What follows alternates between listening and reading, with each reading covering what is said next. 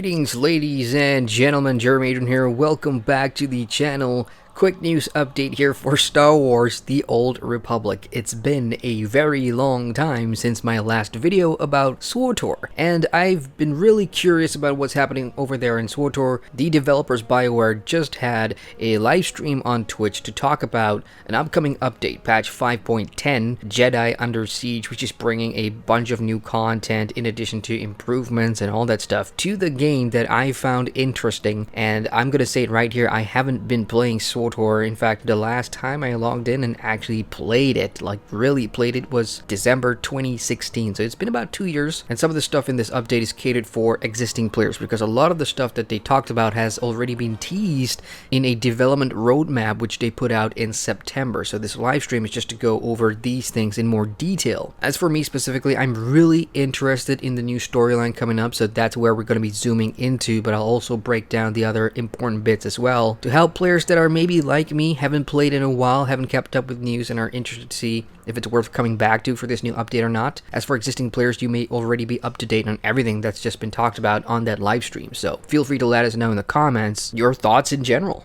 So the most exciting thing for me is the new storyline coming in 5.10 Jedi Under Siege. First of all, the game is getting a new planet, and the planet is called Ossus. It's an ancient center of Jedi activity devastated by the Sith via a chain of supernovas, and it wiped out pretty much all life and destroyed most of the structures on that planet. This new planet will have 10 plus daily missions for each faction. It has a new reputation track, new datacrons to discover, 2 world bosses on the planet, and there's going to be a bunch of stronghold decorations to unlock. Now the storyline to get players here is what I'm really excited about, I guess, because it's a new storyline based on the rivalry between the Sith and the Jedi, which in my humble opinion is what the essence of Star Wars is all about. Sith versus Jedi, the dark versus the light. Even though the cool thing about SWTOR is that dark characters may be light too, you know, and all that stuff, but that's beside the point. On the larger picture, I strongly believe that Star Wars essence is really Sith versus Jedi, and this new storyline is going to be harkening back to that period.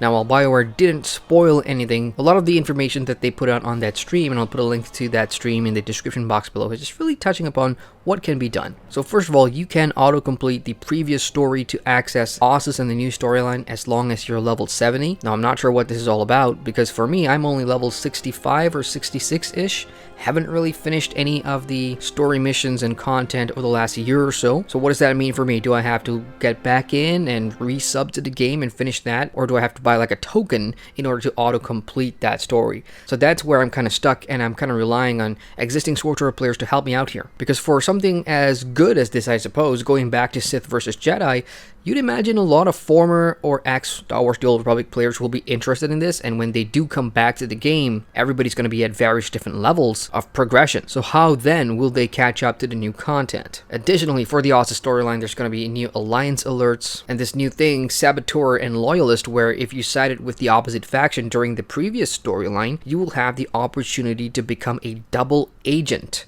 and work for the enemy or just stay loyal to your previous faction. This is something interesting too, and because Star Wars, like I said, you can be a dark character, but you're really not. You have a little bit of freedom to build your character, build your persona the way you want to. This is a really nice thing for those of you that want to be right on the edge or play a backstabber and stuff like that. I mean, that's pretty cool. For the story as well, there's returning companions, and I'm so happy to see Jacen on that list, because my main character on SWTOR since I started has been a Sith warrior. So having Jacen back finally after all these years will be great. Both light side and dark side Jacen. Light side Jacen will already be in Ossus, while dark side you will encounter her in a separate mission, not in Ossus. The version you will encounter depends on which one you had in the past, and the romance option for Jacen and Nadia, who's also coming back, will be there. Other companions include Doc, Cam, Val, and I think there's more that's missing still, so unfortunately you'll have to wait longer, but at least for me, I'm happy that Jace's coming back. So what's the overall storyline on Ossus?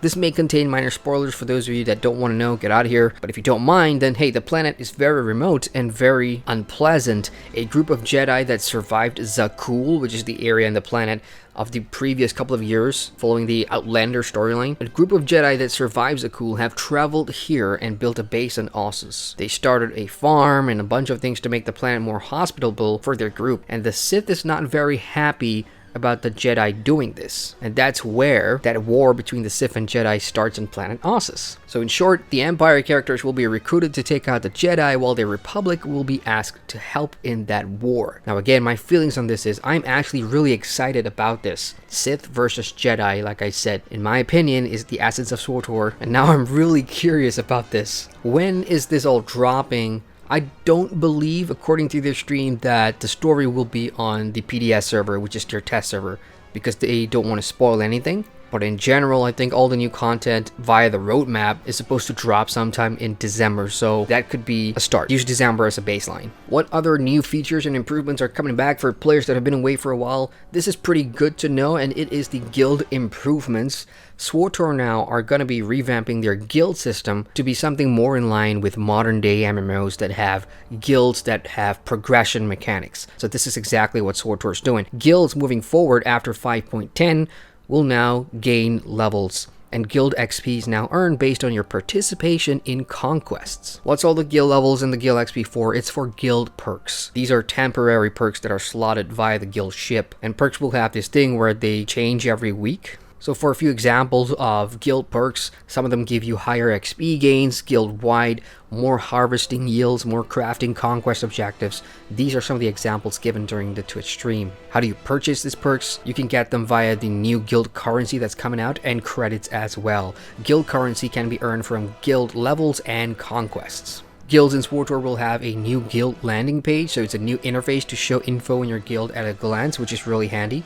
And there's going to be new guild management tools for guild leaders as well, like a guild inspect button and a guild logging interface to see which member is contributing and which members are not. There's going to be a new guild mail function and a ban by legacy. This is pretty interesting. And more guild ranks with more options on what rank has access to what. Elsewhere, there's new masterwork armor, and these are tier 5. There's going to be eye level 252 artifact gear with stat bonuses and eye level 258 legendary gear with stat bonuses, and you can get them from crafters. If you're a crafter, you can craft one of these. You can get the schematic from trainers and use materials from crew skills, from drops in Ossus, PvP, Conquest, and Gods of the Machine bosses. And crafting this gear will be the fastest way to get it, but you will need to do that Master Mode, Gods from the Machine, which I'll talk about later. And it only drops in Master Mode, which I believe is the hardest difficulty for this particular content. Second way to get them is from gameplay, and this will be bind on pickup. So if you do get it from the gameplay, you cannot sell it, whereas if you crafted this, then yes, you can sell it. So for gameplay drops, the gear can be purchased from reputation vendors with masterwork shards, and these masterwork shards can be earned from a new special weekly mission, especially on the new planet coming, Ossus Weekly. And 252 gear can be acquired